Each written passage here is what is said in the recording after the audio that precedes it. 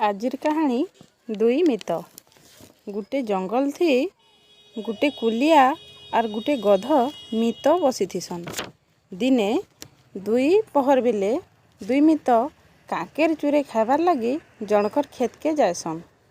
खेतर मालिक से समिया थी मचा उपटे शुई थीसी। इ सुजोग पाई दुई मित मन भरी कर काकेर खायसन। किछि समिया गला उतारू गध कुलिया के डाकी करी कहला, कुलिया मित बेसी कांकेर खाइली न, मोर पेट भरी गला। इ खेतर कांकेर भी केतनी स्वाद हो। कुलिया चुप चुप कहला, धीरे कथा कुह मित, तुमे कहले आमे सबुदिन दुई पहरे आसी मन भरी कांकेर खाएमा। गध कहला, हाँ हाँ निहाती आएमा मित, हेले मोर गुटे अभ्यास, मुई पेट पूरा खाइले मते गीत गायबा के इच्छा हेसी।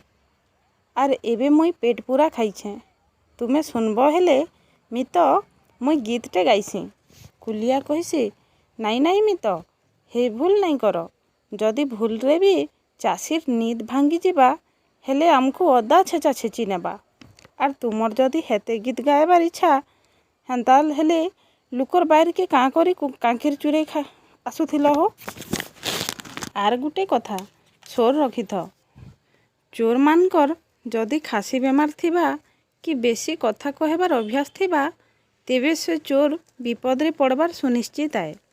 आमे तो आसीछे कांकेर चूरे खाइबा की, गायबा बजाबार तो दूरर कथा, कथा हेबाटा भी विपद आए। तार छड़ा तुमे हेते भल सुरे गीत भी तो नहीं गाई जान हो।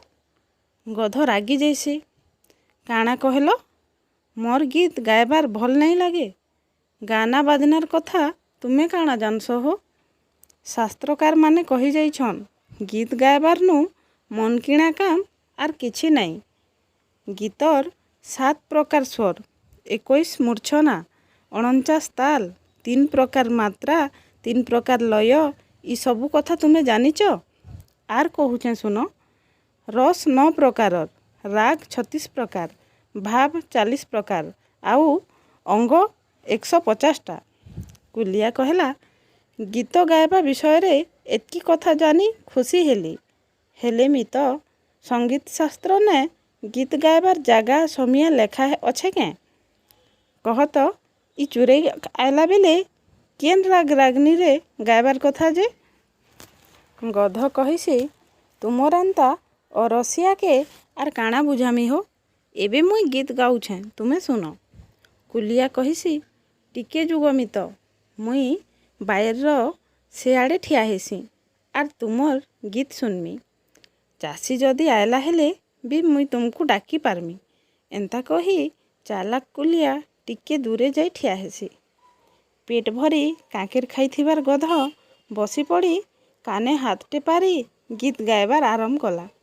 ओहो से जेन गीत, से गीतर 6 राग आरु 36 रागनी जेंता चाषीर काने पड़ीचे तार नींद भांगी गला।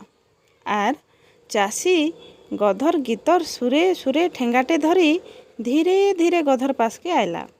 इयाड़े कुलिया चाषीर आयबा देखी लुटा बुटा भितरे लुकी देला। बिचरा गध आर केन आड़े जैसी ठेंगा ठेंगा माड़ पुरस्कार पाई तार पिठी फुली जैसी। इ कहानीर नो शिक्षा जागा जानी बुझी बिचारी काम करमा। किछि नहीं बुझी नहीं सुझी जदि गधरेंता काम करमा हेले गधरेंता परिस्थिति भोगवा की पड़वा।